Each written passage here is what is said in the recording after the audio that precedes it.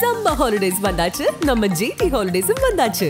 GT Holidays, South India's #1 travel brand. மார்க்கெட்லயே கம்மி சேதாரத்துல இன்னும் 1% தள்ளுபடி கொடுப்போம். ஓகே, வைரநக கேரட்டுக்கு 5000 தள்ளுபடி கொடுப்போம். தள்ளுபடி திருவிழா. குறைந்த விலை, நிறைந்த தரம். தங்கள் தேவைகள் அனைத்தும் ஒரே இடத்தில். ஜெயச்சந்திரன். டெஃபினட்டா ஜென்ஸின்ஸ் அவங்க எல்லாருக்குமே வந்து மனநல பாதிப்பு, ஸ்ட்ரெஸ் அப்படின்றது மிக அதிகமா இருக்கு. அன்சர்டன்டி, அவங்க ஃபியூச்சரை பத்தி அன்சர்டனா இருக்குது. அப்ப இந்த சோஷியல் மீடியா ஸ்க்ரோலிங்லயே வந்துட்டு அவங்க ஆங்ஸைட்டி இன்க்ரீஸ் ஆகுது. ஸ்னோஃப்ளேக் ஜென்ரேஷன் அப்படின்வாங்க.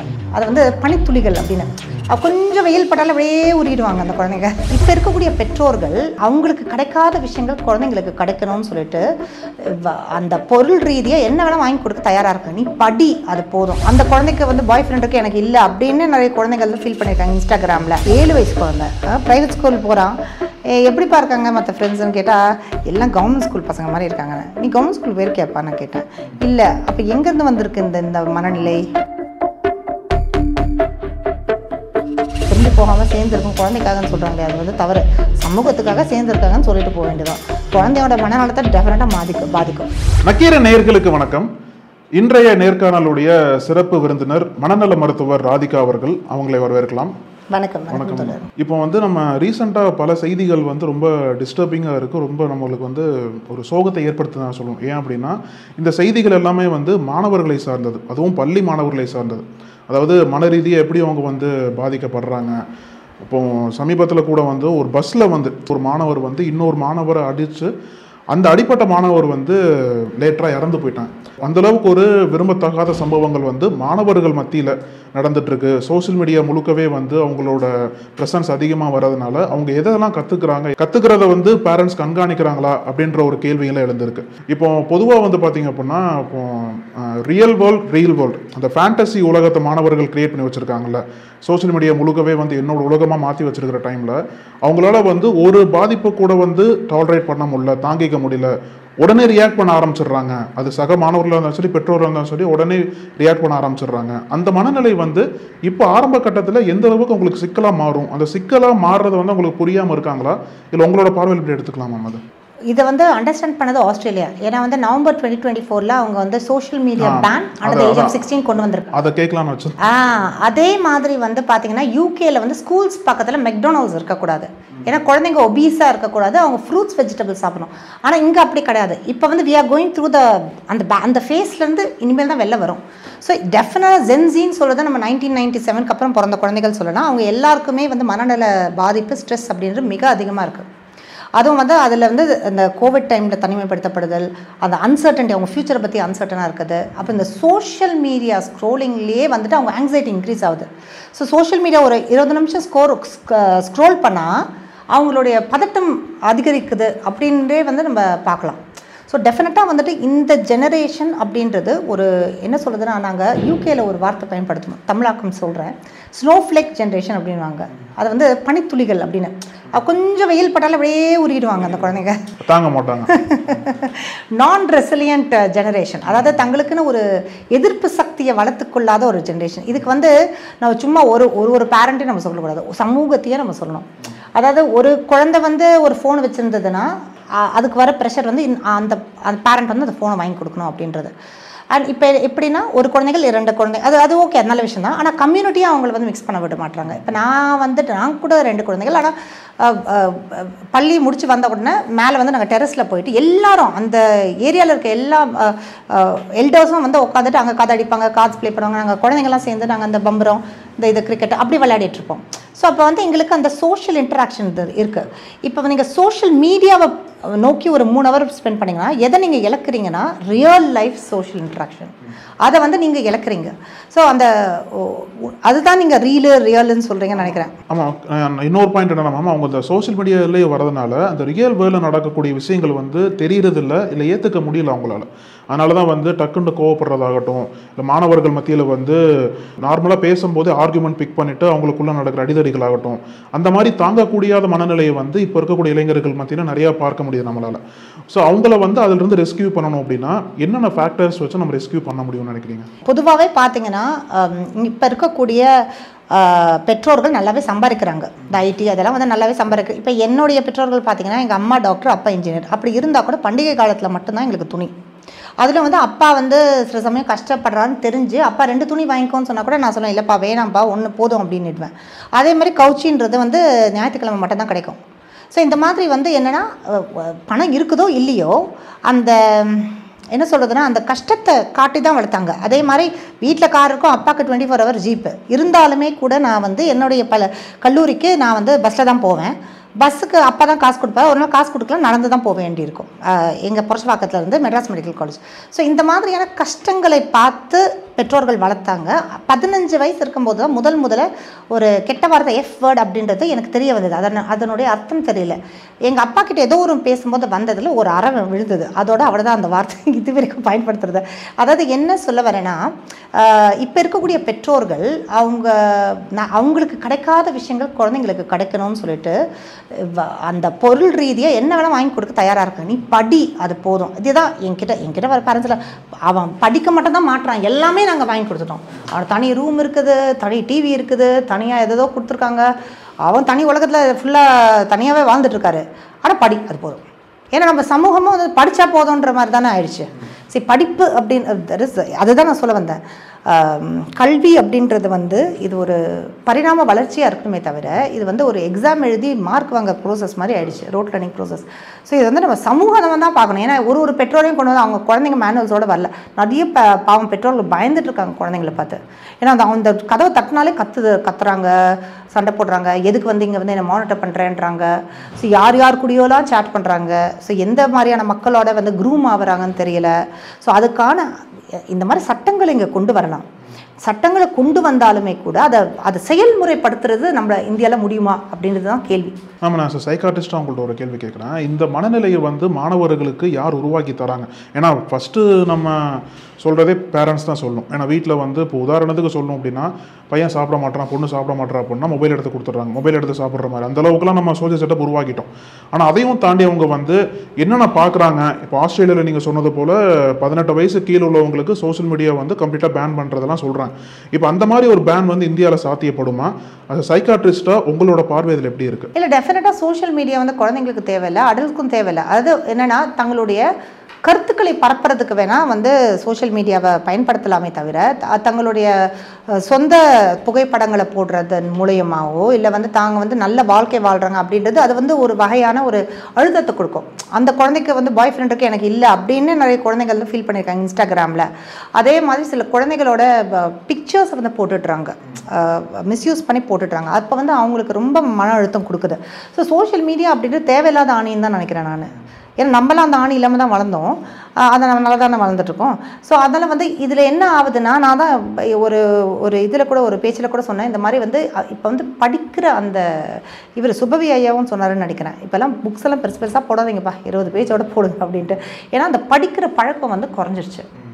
ஏன்னா இது ஃபாஸ்ட்டாக இருக்குல்ல, அதில் யூடியூப் கூட பார்க்குறது இல்லை, இப்போ ரீல்ஸ் ஷார்ட்ஸ் அதில் தான். அந்த ரீல்ஸை தவிர இந்த பசங்க ஏதோ அந்த ஏன்னா அவ்வளோ ஃபாஸ்ட்டாக இருக்காங்க, அவ்வளோ குவிக்காக அவங்க மூளை வேலை செய்யுது. இல்லை, அந்த மூளை வேலை செய்ய வாய்ப்பு இருக்குது. ஏன்னா நீங்கள் நிறையா அதில் ஒர்க் பண்ணியிருப்பீங்க. அந்தளவுக்கு அந்த பிரெயின் வந்து கன்சியூம் பண்ணுற பவர் பிரெயினுக்கு இருக்குது. ஆக்சுவலாக அது நம்ம ஞாபகத்தில் நிற்குமா பசங்களுக்கு?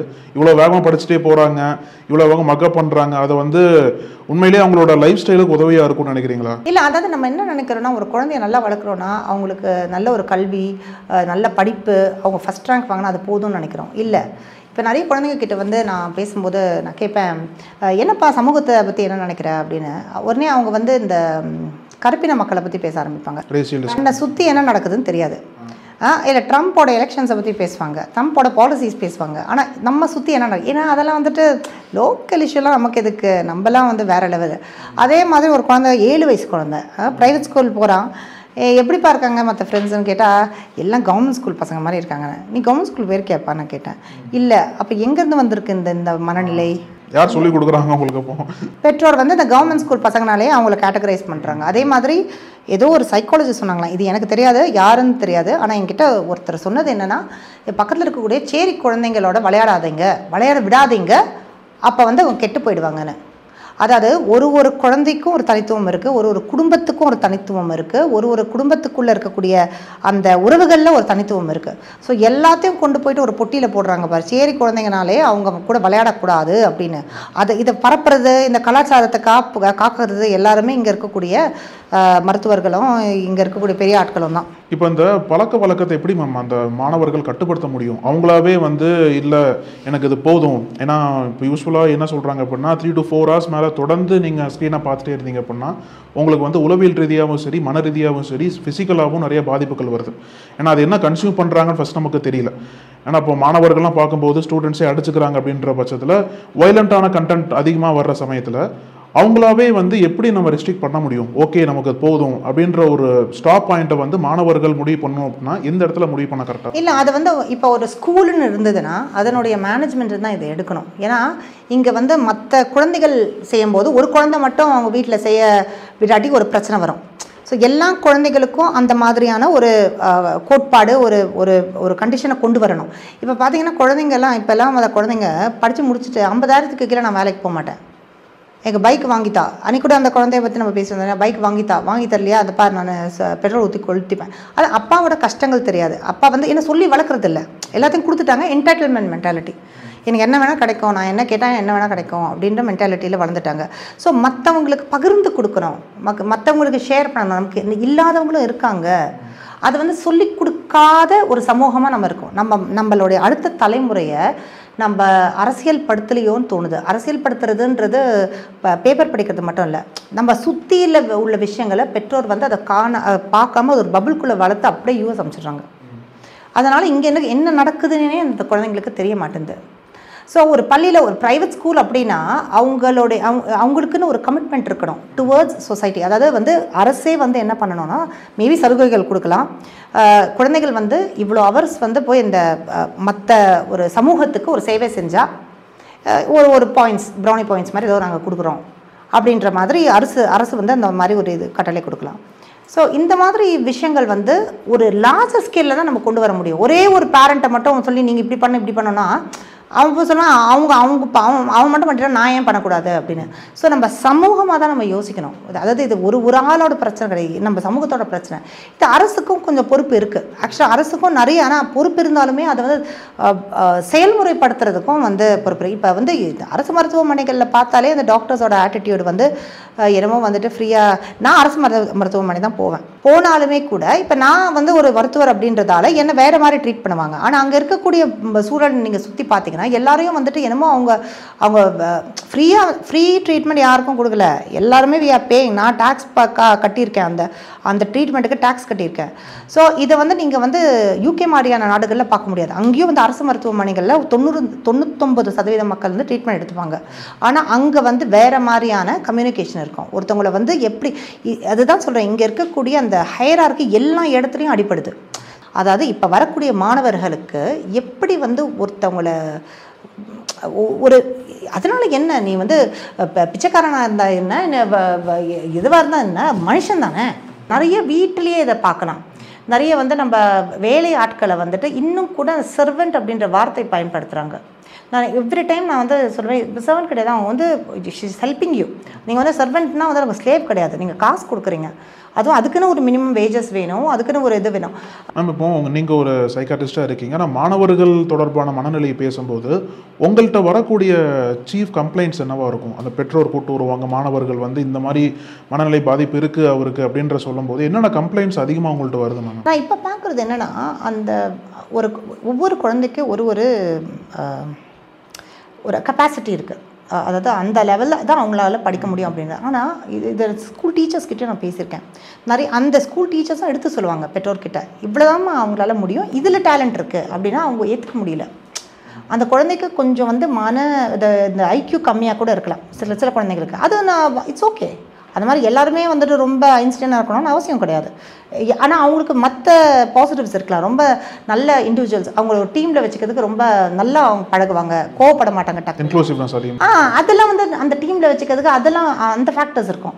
ரொம்ப அறிவாளிகள்லாம் ரொம்ப டக்குன்னு கோவப்படுவாங்க, யாரு கூட ரொம்ப பேச மாட்டாங்க, அவங்கள டீமில் வச்சுக்க முடியுமா? ஸோ அந்த மாதிரி ஒவ்வொருத்தவங்களுக்கு தனித்துவமான என்ன சொல்கிறது ஸ்ட்ரென்த்ஸ் அண்ட் வீக்னஸஸ் இருக்குது. ஸோ அதை வந்து நம்ம வந்து பார்க்க மாட்டோம். எனக்கு வர எல்லா பேரண்ட்ஸோட கம்ப்ளைண்ட்ஸ் வந்து என்ன பண்ணாலும் பரவாயில்ல படிக்கணும், என்ன ஸோ ஸோ இதுதான். ஆனால் வந்து குழந்தைங்க கிட்ட பேச ஆரம்பித்தா அது வேறு மாதிரி ஒரு இது போகும். ஏன்னா அந்த சூழல், அவங்க இருக்கக்கூடிய சமூக சூழல், அங்கே வந்து பெற்றோர் வந்து எந்த அளவுக்கு அவங்களே வந்து ஒத்துப்பட்டு வரலை. ஆக்சுவலாக வந்துட்டு அது வந்து குழந்தைங்களோட மனசை தான் பாதிக்கும். இந்த பிரிஞ்சு போகாமல் சேர்ந்துருக்கும் குழந்தைக்காகன்னு சொல்கிறாங்களே, அது வந்து தவறு. சமூகத்துக்காக சேர்ந்துருக்காங்கன்னு சொல்லிட்டு போக வேண்டியதான். குழந்தையோட மனநலத்தை டெஃபினட்டாக பாதிக்கும். ஸோ அந்த கம்ப்ளைண்ட்ஸ் முன்னாடி வந்து மேஜராக இருக்கிறது கம்பேரிசன் மட்டும்தான். நிறைய ஃபீஸ் கட்டுறாங்க, அதுக்கேற்ற மாதிரி பையன் படிக்கணும். இல்லை, இது வந்து இது நம்ம ஒரு கேபிட்டலிஸ்டிக் சொசைட்டியாக இருக்கும்போது நம்ம அதை நோக்கி தானே போயிட்டுருக்கோம், நம்பர்ஸை நோக்கி தானே போயிட்டுருக்கோம். ஸோ குழந்தைங்க வந்து ஒரு ஃபேக்ட்ரி மாதிரி ப்ரொடியூஸ் பண்ணுறாங்க, இந்த மாதிரி போய் இது படிக்கணும், மார்க் வாங்கணும் அப்படின்னு. சரி, அந்த சிஸ்டமை விட்டு இது பண்ணோன்னா நம்ம சமூகமாகவே நம்ம மாறணும். சமூகமாகவே மாறிட்டு இல்லை ஒன்று வந்து நம்ம ஆண்டாண்டு காலமாக நம்ம கல்வி மறுக்கப்பட்டிருக்கோம் ஸோ அந்த மாதிரி இருக்கும்போது அந்த ரெப்ரசன்டேஷன் அதெல்லாம் வந்துட்டு கொண்டு வரதுக்கு நம்ம ட்ரை பண்ணோம். அது டெஃபினட்டாக தேவை. ஆனால் அந்த தேவை வந்து ஜஸ்ட்டு வெறும் படித்து மார்க் வாங்குறது மட்டும் ஃபோக்கஸ் பண்ணுறதோட்டு அந்த எக்விட்டி ஆர் ஈக்குவாலிட்டி வருமா அப்படின்னா இது வராது. ஏன்னா இந்த விஷயத்தை எடுத்து சொல்லி இதெல்லாம் இப்படி தான்மா இருக்குது நம்ம சமூகம், இப்படி தான் அந்த அவங்களுக்கான வரலாறே தெரியாது, நம்ம சமூக வரலாறு தெரியாது, நம்ம சமூகம் எதுக்காக அம்மா அப்பா வந்து நம்மளை படிக்க சொல்கிறாங்கன்னு தெரியாது. ஏன்னா நம்ம மறுக்கப்பட்டிருக்கோம். அது வந்து அதனால் அதை ஒரு பெரிய ஒரு இதுவாக எடுத்து நமக்கு ஒரு காலத்தில் சான்ஸ்கிரிட் தெரியாட்டி மருத்துவரே ஆக முடியாதுன்னு சொல்கிற காலத்தில் இருந்து நமக்கு மாற்றி கொடுத்தது ஜஸ்டிஸ் பார்ட்டின உடனே நமக்கு வந்து அவ்வளோ அதை ஒரு பெருமையாக நினைக்கிறோம். இப்போ மெட்ராஸ் மெடிக்கல் காலேஜ் நான் போகிறது அவ்வளோ அப்பா பெருமைப்பட்டார். ஆனால் அதுக்கு பின்னாடி இருக்கக்கூடிய வரலாறு அந்த குழந்தைங்களுக்கு இது பண்ணால் அவங்களுக்கு அந்த ரெஸ்பான்சிபிலிட்டி வரும். ஓஹோ, இப்படிலாம் இருந்திருக்கோமா, சரி நம்ம வந்து அப்படின்னா எல்லாத்துலேயுமே அவங்க பாப்புலேஷன் பர்சன்டேஜ் படி தான் அவங்களுடைய நியமனம் இருக்கணும், எல்லாருக்குமே ஈக்குவல் ஆப்பர்ச்சுனிட்டிஸ் வரணும். இந்த மாதிரி விஷயங்கள் வந்து கல்வியிலே இல்லை. இந்த பொலிட்டிசைசேஷன் ஆஃப் சில்ட்ரன் வந்து ரொம்ப முக்கியம். அது கிரெடிட் கார்டு யூஸ் பண்ணுறதை பற்றி இப்போ ஃப்ரீயாக இஎம்ஐ எக்கச்சக்கமாக கொடுத்துட்ருக்காங்க. இப்போ வந்து நான் ரீசெண்டாக ஒரு பெண் கிட்ட பேசினேன். அவங்க சுய உதவி குழுவில் வந்துட்டு என்ன பண்ணுறாங்கன்னா ஒரு 20,000 கொடுக்குறாங்களாம். இப்போ 20,000 கொடுத்த வச்சு என்ன பண்ண முடியும்? நீங்கள் எந்த தொழில் ஆரம்பிக்கணும், ஒன்றும் பண்ண முடியாது. எடுத்துகிட்டு அதுக்கு வேறு இஎம்ஐ, அதுக்கு இன்ட்ரெஸ்ட் வேறு, இதெல்லாமே ப்ரைவேட் பேங்க்ஸ் கொடுக்குது. ஸோ அதுக்கப்புறமா வந்து என்ன ஆகுதுன்னா அவங்க அந்த மாதிரி 3 இடத்துல வாங்கினா போல இருக்குது. 60,000 வாங்கிட்டு அப்புறம் கஷ்டப்படுறாங்க. அது என்ன அன்றாட செலவுக்கு தேவைக்கு மட்டும் செலவு பண்ணுறாங்களே தவிர மற்ற அவங்களால ஒரு பிஸ்னஸ் ஆரம்பிக்கணும்னா 10 லட்சம் கொடுங்க, 20,000 வச்சு என்னத்தை பிஸ்னஸ் ஆரம்பிக்க முடியும்? ஸோ என்னென்னா இந்த கடன் வாங்குறத வந்துட்டு இதை வந்து நம்ம இன்சென்டிவைஸ் பண்ணுறோம். இப்போ நான் வந்துட்டு கடன் வாங்கக்கூடாதுன்ற பாலிசியில் வளர்ந்த பொண்ணு. நான் எந்த கடனும் கிடையாது எனக்கு. இந்த வீடு கிளினிக்கு எதுலேயும் கடன் கிடையாது, காரில் கடன் கிடையாது. வந்து உட்காந்துறேன். ஃபஸ்ட்டு டைம் காருக்குன்னு லோன் எடுங்கன்னு சொன்னாங்க. சரி எடுத்தால் சிபில் ஸ்கோர் ரொம்ப மோசமாக இருக்குன்றாங்க. என் கடன் இல்லைன்னா சிபில் ஸ்கோர் 0வா, கிரெடிட் கார்டு இல்லைன்னா 0. அப்போனா என்னென்னா நான் கடன் எடுக்கலைன்னா நான் வந்துட்டு எனக்கு கடன் கொடுக்க மாட்டாங்க. ஸோ இது என்ன மாதிரியான ஒரு செய்தியை வந்து மக்களுக்கு கொடுக்குது? கடன் எடுக்க உனக்கு வந்து நல்ல ஒரு இது அப்படின்னு.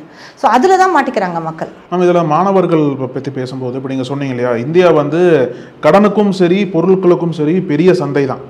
உலகமே வந்து இந்தியாவை டார்கெட் பண்ணிட்டு இங்கே வந்து நிறைய பொருட்களை வந்து விற்கிறாங்க. கடனும் வந்து நிறைய அதிகப்படியாக கொடுத்துட்டு இருக்கிற சமயத்தில் இப்படிப்பட்ட ஒரு சுற்றுச்சூழலில் மாணவர்கள் வளரும்போது பெற்றோர்களுக்கு அதிக பொறுப்பு இங்கே வேணும். இல்லை, இப்போ நான் சில பெற்றோர்கள் பார்த்துருக்கேன். அவங்க ரொம்ப ஒரு ஏழை சூழல்லேருந்து வந்திருப்பாங்க, நல்ல இப்போ டாக்டராக இருப்பாங்க. எல்லாமே அவங்க குழந்தைங்களுக்கு வாங்கி கொடுக்குறது எல்லாமே பார்த்தீங்கன்னா பிராண்டட் க்ளோத்ஸாக இருக்கும். அதுக்கப்புறம் அவங்க கூட்டு போகிற வெளிநாடுகள் ஹாலிடேஸ்லாம் ரொம்ப டாப் கிளாஸாக கூப்பிட்டு போவாங்க. அந்த குழந்தைங்களுக்கு அது வந்து ஒரு இயல்பான ஒரு விஷயமா தெரியும். ஸோ அதனால் இப்போ நம்மளை வந்து கொண்டு போய் ஃப்ளாரிடாவில் விட்டாங்க, அம்மா அப்பா கிட்ட ஐயோ தேங்க்யூ அம்மா ரொம்ப நன்றின்னு சொல்லுவோம். அந்த மாதிரி அந்த மனப்பான்மை இல்லை அவங்களுக்கு. இதில் இயல்பு தானே, இதில் என்ன இருக்குது அப்படின்ற மாதிரி ஆயிட்டாங்க பசங்க.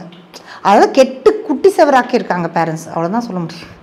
அதனால் என்னென்னா ஓப்பனாக உட்காந்து பேசலாம். உன்னுடைய இப்போ கல்விக்கு நான் இவ்வளோ செலவு பண்ணுறேன்ப்பா, அப்பாவோட சம்பாதியம் இவ்வளோ தான், இப்போ நான் கரண்ட் பில்லுக்கு இவ்வளோ கட்டுறேன், இதுக்கு இவ்வளோ கட்டுறேன். இப்படி கட்டும்போது நீ வந்து 2 லட்சம் பைக்கு கேட்குறியே, நான் இஎம்ஐ வந்து ஒரு மாதத்துக்கு இவ்வளோ வரும், என்னால் எப்படி கொடுக்க முடியும்னு நினைக்கிறேன், நீ வந்து சம்பாரித்து கட்டிக்கோ. ஏன் அந்த பொறுப்பை எடுக்க மாட்டாங்க மாணவர்கள்? ஏன் பெற்றோர் அதை வந்து ஏன் வலியுறுத்த மாட்டாங்க? அது எல்லாத்தையும் குழந்தை கேட்க தான் வாங்கி தரணுமா? அவனுக்கு பைக் வாங்கினா அவன் தான் சம்பாரித்து வாங்கணும். எதுக்கு வந்து அப்பாவுக்கு பைக் வேணும்னா அப்பா வந்து சம்பாரிச்சு தான் வாங்க முடியும். அது எப்படி வந்து அவன் மேனிப்புலேட் பண்ணுறான் பாருங்க. அப்போனா அதை முன்னாடியே பண்ணியிருக்கான். ஒரு குழந்தையாக கூட அடம் பிடிச்சு அதை வாங்கியிருக்கான், பெற்றோரும் விட்டு கொடுத்துருக்காங்க. ஏன்னா பெற்றோருக்கும் இப்போ வந்து நேரம் கிடையாதுன்னா அவங்களுக்கும் நிறைய வேலைகள் இருக்குது, குழந்தைகளை மேனேஜ் பண்ண 2 பேரும் வேலை செய்கிறாங்க. ஸோ அவங்களுக்கும் வந்துட்டு நிறைய அழுத்தங்கள் இருக்குது. ஸோ அப்படி இருக்கும்போது அரசும் வந்து இந்த கடன் கொடுக்குற விஷயத்தில் வந்து ரொம்ப வந்து கேர்ஃபுல்லாக, கடனால் நிறைய பேர் பாதிக்கப்பட்டிருக்காங்க. அதுவும் கீழ்மட்டத்தில் இருக்கக்கூடிய பெண்களுக்கு இந்த கடன் கொடுத்துட்டு வராங்க இல்லையா வசூல் பண்ணுறதுக்கு, அவங்க பாலியல் ரீதியாக நிறைய தொல்லைகள் வருது. இதெல்லாம் நான் வந்துட்டு நேர்பட நான் பேசி கேட்டு கண்டுபிடிச்சது. ஸோ இதெல்லாம் வந்து என்னென்னா இதை பற்றி வந்து அரசு யோசிக்கணும். இந்த சுய உதவி குழுக்கள் அப்படின்றது வந்து அதை திருப்பி வந்து மறுபரிசீலனை பண்ணணும் அப்படின்றது என்னுடைய கருத்து. அது என்ன நடக்குது, அதனால் வந்து ஒரு ஆடிட் பண்ணுங்கள். அதனால் எவ்வளோ பேர் வந்து பொருளாதார ரீதியாக வந்துட்டு முன்னுக்கு வந்திருக்காங்க, எவ்வளோ பேர் கடனாளிகளாக போயிட்டு கடன் கட்ட முடியாமல் இதுவாயிருக்காங்க, அது ஒரு ஆடிட் பண்ணுங்கள். அப்போ தான் வந்துட்டு எங்களுக்கு தெரியும். ஸோ என்னோட எக்ஸ்பீரியன்ஸ் நான் இல்லை, ஆனால் நான் அந்த பெண்கள்கிட்ட பேசியிருக்கேன். இதுதான் எனக்கு வந்த செய்திகள். ஸோ இதை தான் தெரிவிக்க விரும்புகிறேன். ஓகே மேம், உங்களோட நேரத்துக்கும் கருத்துக்கும் ரொம்ப நன்றி மேம். ரொம்ப நன்றி. நக்கீரன் டிவிக்கு சப்ஸ்கிரைப் செய்யுங்கள். உங்கள் ஆதரவே எங்கள் பலம். ஆசிரியர்களுக்கு நண்பனாகவும் மாணவர்களுக்கு ஆசானாகவும் திகழும் தேர்வு வழிகாட்டி.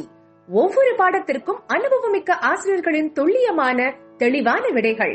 CNC இருக்கு, தேர்வு பயம் எதற்கு? இது தீரன் பப்ளிஷிங் ஹவுஸ் விற்பனை வெளியீடு.